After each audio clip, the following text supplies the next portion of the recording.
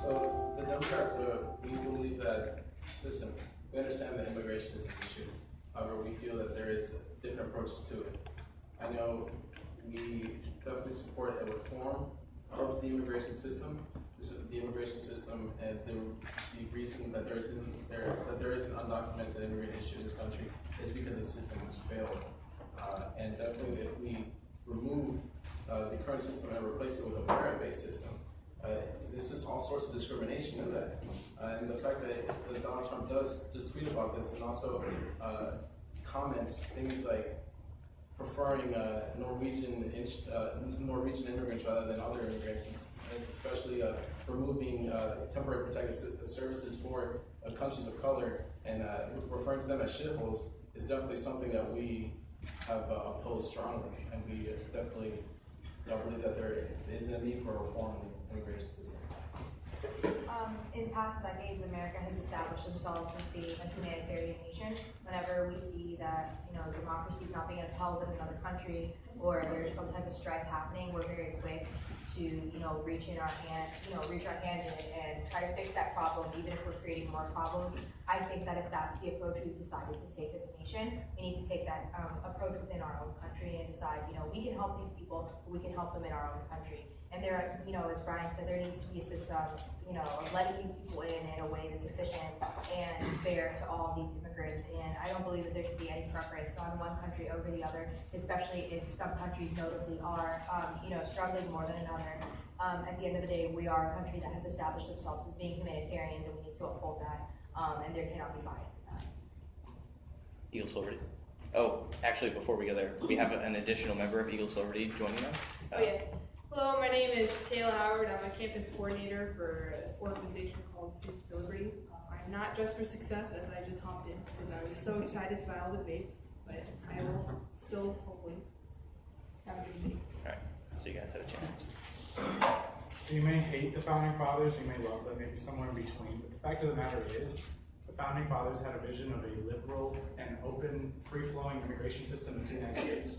For the first 100 years of the United States, from 1776, a little less, 1776 to 1875, America essentially had open borders. The first immigration law restricting immigration was not passed until 1875, and even then, 50 more years, we were still very open immigration. The fact of the matter is today, we have about 90% closed borders. The green card process is extremely complicated, extremely drawn out, expensive, and it just forces low-income migrants no other choice than to go the illegal route. Really to illegal and legal immigration. It adds to our economy. All of the right-wing talking points that immigrants abuse welfare, that they bring crime, that they bring degeneracy, all of that is propaganda, not true at all. If natives use welfare at the same rate as immigrants, legal and illegal, the welfare state would be 42% smaller. Welfare immigrants they're about, on average, they're a net cost, so they don't impose or they pay taxes, they add value to society. The fact of the matter is, immigration is a victimless crime. There's no logical reason it should be allowed in the United States. I also add that the increased regulation on the borders has created areas where there are entire miles and towns that are under occupation of pretty much martial law by ICE and patrol border officers, where you can get stopped at pretty much any points. They can search your car. I don't know the specifics of the policy, but it's I would argue that it is very much an encroachment on your basic rights, and I think that we should, pretty much what Eric said, I think we should encourage immigrants to come over. And by the way, Dr. Arthur Laffer, who was the economic advisor under Trump during the campaign, who graciously visited FGCU last week, was largely in favor of illegal immigration as well. I wanted to add that. I would just agree with Eric and Dominick. I mean, people should be free to move wherever they want to move, regardless of what kind of government has to say. We have an aging population and people that are just not able to work in our workforce. We really do need the help. Like any kind of immigrant that wants to come to the country, like regardless of merit, like we really don't need a merit system. much. We just need like more highly skilled labor and lower skilled labor. Everything in between, we kind of got covered. And if we did a merit system, everything in between would pretty much come in and just like. Basically, what I'm saying is we should just have a mortgage. We need the help. Thank you. College questions? Okay, so we have a country where you have to speak English to assimilate, okay? We have to have assimilation.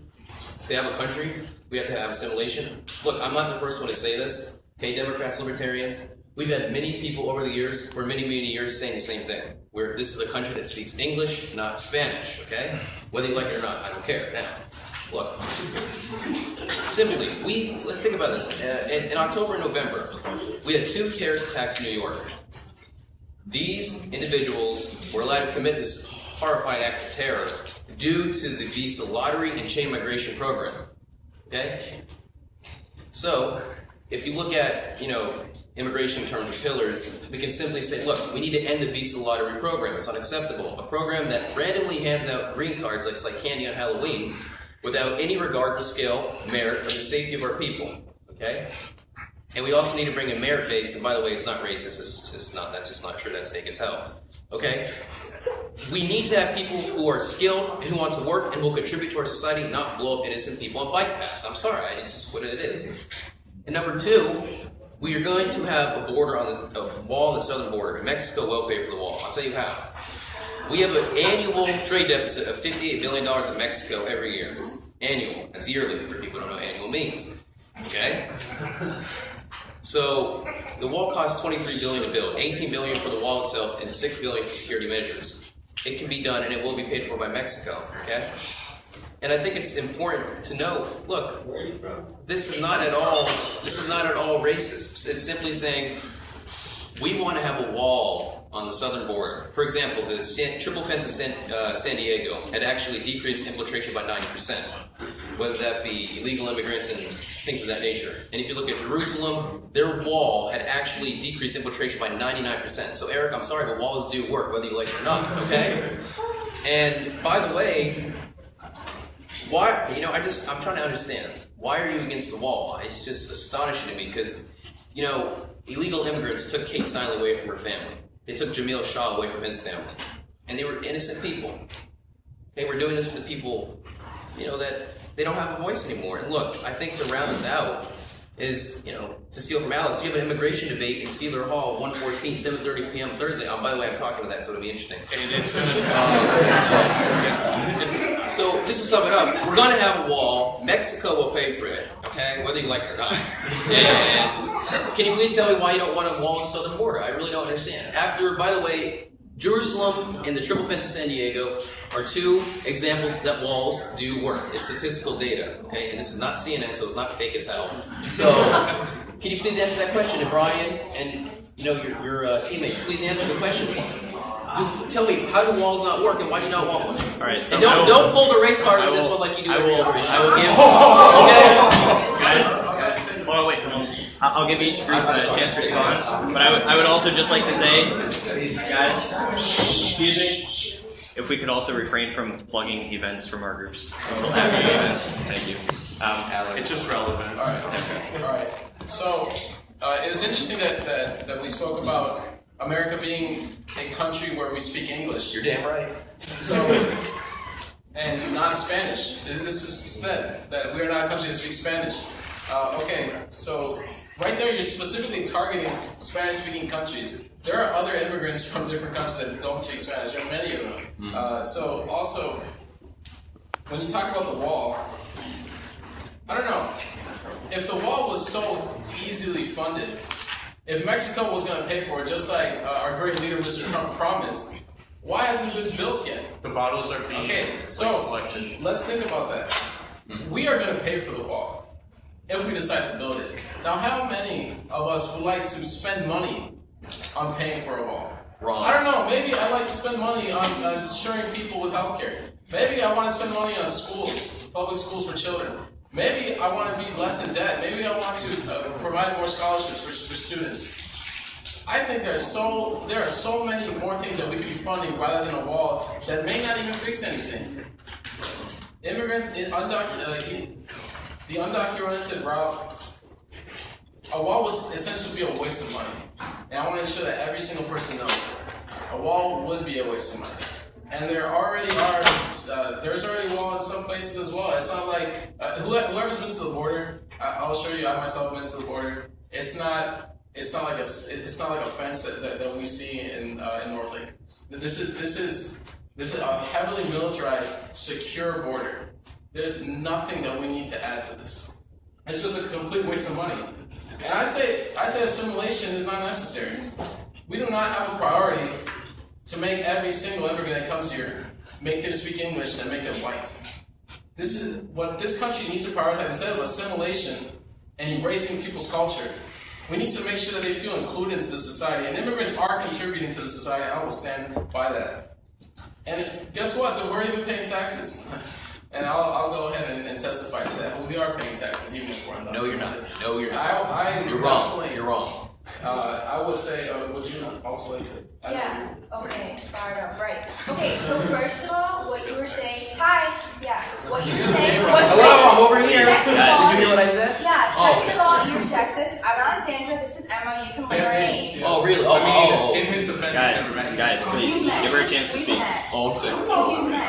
Okay, I find it very problematic that what we're hearing from, I don't even want to say the Republican Party, but just from this, the people who have spoken at this table is straight Trump rhetoric. It's down to the faces, to the hand motions, to the yelling, and it's ridiculous. At the end of the day, what he's doing is not working. The idea of the wall is ridiculous. If this is something that we supposedly, as American people, stand by, which we don't, why do we have another country that we claim to think that these people, we don't even value these people, you know, because that's what Trump stands by, but we want them to fund a wall for us? A wall that's disenfranchising them. As Bryan said, immigrants are contributing to our economy. They are contributing to our nation. Our founding fathers, the reason that they were for liberal borders and these type of practices is because they were immigrants. Because they fled countries that were problematic. They fled countries that did not align with their beliefs. So to say that immigrants are problematic and immigrants are not doing this, immigrants are not doing that, they have no value, that's just not a humanitarian way to look at anything. They're no different from us. Just because they're on another side of a board that was written up by people, it does not make those people any different. So to attack these people and disenfranchise them and, first of all say, oh, this is a country that speaks English, not Spanish. Why are you targeting Spanish speakers? Why are you targeting Spanish countries? What is your beef with that? I don't understand. What statistic do you have that Spanish, Latin American immigrants are more problematic or more likely to commit certain crimes or more likely to not pay taxes than any other immigrant? Because we have people coming, from Europe, from Russia, Ukraine, and Eastern Europe, coming here and being sex workers. So, what is the deal? If there's problems within different communities, but that does not define our communities as a whole, and that does not give us the right as American people or as American leaders to completely disenfranchise any of those countries from coming through our borders. Thank you. So, Eagles for Liberty. So, one thing I would address is that we have a over $20 trillion debt, and the Conservative Party used to be the party of fiscal responsibility. Unfortunately, they're not anymore. They want to build a wall on the southern border, and the data is just not there to back up that it would stop illegal immigration. And I would also add that another fear that was brought up is the fear of violence, increasing violence from probably refugees from Middle Eastern, Syria, and Islamic violence. And the problem with that is that we need to invite these people more so to come over here, the moderate Muslims of the world, because they're the only ones who can combat the terrorists. We need to invite the moderate Sunni, the moderate Shia to come over and ideologically battle the Islamists and the radical jihadists. So that's one thing I would suggest as a solution, opening up more people to come over to stop terrorism. The border wall won't work because the Mexican cartels are the best tunnel builders in the world. The examples you cited of crime and terrorism, those are really rare and infrequent. By and large, immigration net benefits. There's an example in Miami in the 1980s. It's called the Mariel Boatlift study. A ton of Cuban immigrants were just dropped in Miami. It increased the labor force population by 8%. And according to right-wing propaganda, natives' wages would be stifled, but the exact opposite happened. Everyone's wages went up, productivity went up, because more people produce, more people consume. They add their individualistic flavor to the economy. Immigration is good.